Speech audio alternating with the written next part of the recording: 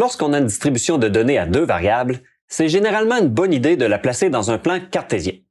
On obtient alors un nuage de points. Parfois, il n'y a pas de corrélation entre les deux variables. On dit que la corrélation est nulle. D'autres fois, la corrélation linéaire est forte. Au lieu de simplement qualifier la corrélation de nulle, faible ou forte, on peut la quantifier à l'aide de ce qu'on appelle le coefficient de corrélation linéaire, qu'on note R. Quand les points du nuage de points sont complètement dispersés, le coefficient de corrélation vaut 0. Plus les points semblent alignés, plus la valeur du coefficient se rapproche de 1.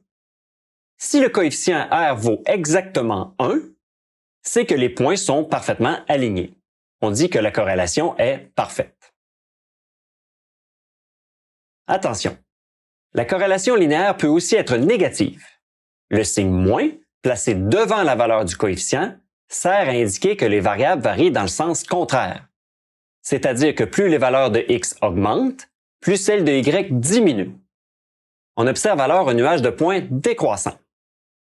En commençant à 0, qui est une corrélation nulle, puis en se rapprochant de moins 1, la corrélation passe à faible, à moyenne, puis à forte, et finalement, elle est parfaite à moins 1. Ce qu'il faut comprendre, c'est qu'une corrélation de moins 0,8 est aussi forte qu'une corrélation de 0,8. La différence est que celle de moins 0,8 montre une décroissance, alors que celle de 0,8 montre une croissance. Comment fait-on pour calculer R?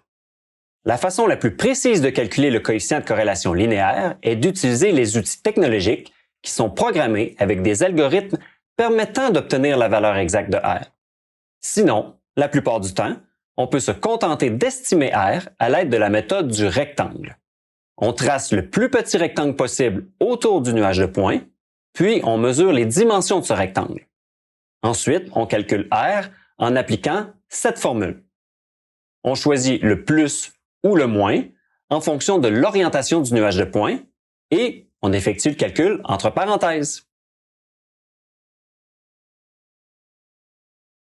Dans cette vidéo, je vais te montrer comment faire une bonne approximation du coefficient de corrélation linéaire d'une distribution de données à deux variables à partir d'une mise en situation.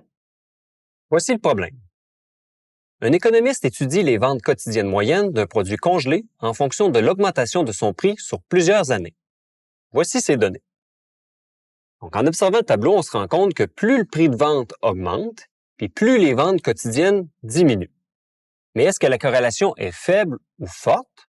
Pour le savoir, on va calculer le coefficient de corrélation linéaire. On va le faire à l'aide de la méthode du rectangle. Et pour ça, il y a 3 étapes. Donc, tracer le nuage de points, tracer un rectangle et mesurer sa longueur et sa largeur, et ensuite calculer R à l'aide de la formule suivante. Allons-y avec la première étape, c'est-à-dire tracer le nuage de points. Mais avant de placer mes points dans le graphique, je vais commencer par identifier les axes. Comme dans ma table de valeurs, le prix de vente était la variable indépendante, je le place sur l'axe des X, et les ventes quotidiennes, je le place sur l'axe des Y parce que c'est la variable dépendante. Maintenant, je dois graduer mes axes. Moi, j'ai décidé de faire des bons de 2 $ pour l'axe des X. Comme ça, je vais de 0 jusqu'à 26, donc je couvre tous les prix de vente qui allaient de 7,99 $ à 20,99 $. Maintenant, pour ce qui est de l'axe des Y, idéalement, quand on veut calculer un coefficient de corrélation linéaire, on met la même graduation autant que possible pour les deux axes. Donc, je vais donc faire des bonds de 2 aussi pour l'axe des Y. J'ai ajouté une coupure d'axe parce que je passe directement de 0 à 24 pour la première case, puis après ça, c'est des bonds de 2 partout. Maintenant, je peux placer mes points. Donc, je vais placer le point 7,99,40. Donc, 7,99, bon, on pourrait dire 8. Alors, je m'en vais à 8 $ et il y a 40 ventes. Donc, il va y avoir un point qui va aller là. Et ensuite de ça, je mets les points à tous les endroits là, qui correspondent aux coupes de coordonnées de ma table de valeurs. Et là, on voit déjà que notre nuage de points montre une tendance décroissante. Maintenant, je vais aller passer à l'étape 2. Pour la deuxième étape, je dois tracer un rectangle qui entoure tous les points de mon nuage de points. Je commence par tracer la droite de régression. Cette droite va servir de guide. En effet, les côtés longs de mon rectangle doivent être parallèles à la droite de régression autant que possible. Maintenant, je peux tracer les deux côtés courts de mon rectangle. Et là, avant d'aller plus loin, je dois m'assurer de certaines choses. D'abord, tous les points doivent être à l'intérieur de mon rectangle.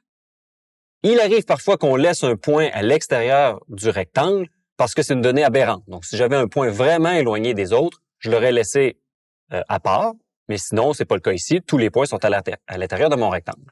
Maintenant, je dois m'assurer que mon quadrilatère est bel et bien un rectangle et non un parallélogramme.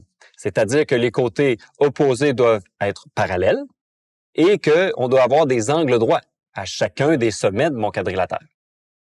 Maintenant que je sais que j'ai un rectangle et que tous les points sont à l'intérieur, je peux aller mesurer les dimensions de mon rectangle. Donc, la longueur de mon rectangle, moi, je l'ai fait préalablement, c'est 19,1 cm.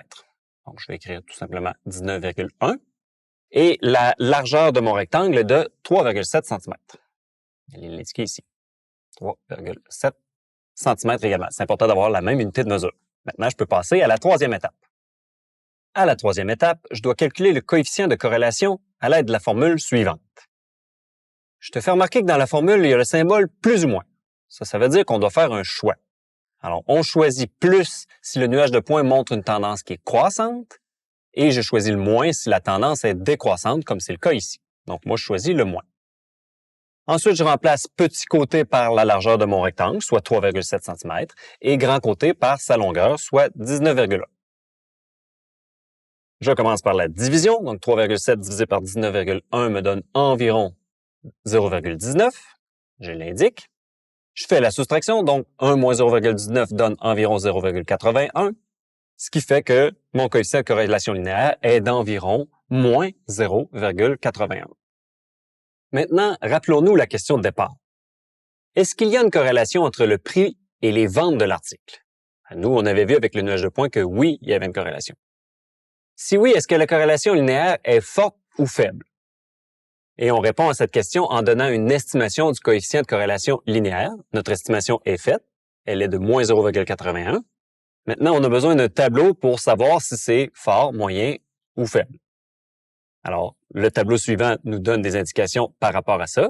Et nous, on voit que notre valeur, la valeur absolue de moins 0,81, c'est-à-dire 0,81, c'est exactement à mi-chemin entre 0,75 et 0,87. Donc, ça veut dire que nous, notre corrélation est entre moyenne et forte. On pourrait la qualifier de moyennement forte. Alors, je suis maintenant prêt à donner une réponse complète. Donc, oui, il y a bel et bien une corrélation.